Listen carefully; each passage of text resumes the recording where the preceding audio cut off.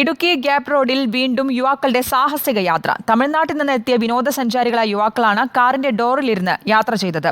ഇതേ റോഡിൽ നടക്കുന്ന 6ാമത്തെ സാഹസിക യാത്രയാണിത്. മോട്ടോർ വാഹന വകുപ്പ് പരിശോധന ശക്തമാക്കി.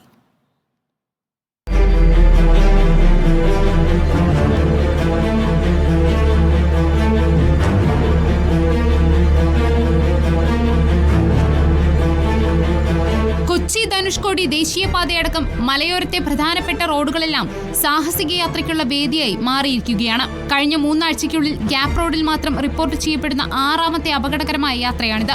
ഇന്ന് രാവിലെയാണ് തമിഴ്നാട്ടിൽ നിന്നെത്തിയ വിനോദസഞ്ചാരികളായ യുവാക്കൾ കാറിൽ അപകടകരമായ യാത്ര നടത്തിയത്. പെരിയ കനാലിനും ആനയിറങ്ങലിനും ഇടയിലായിരുന്നു സാഹസിക യാത്ര.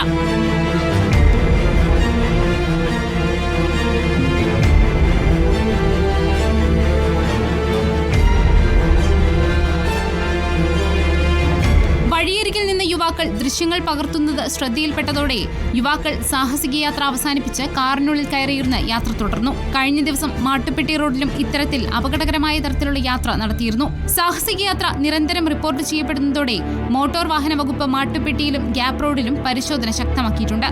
റിപ്പോർട്ടർ, ഇടുക്കി.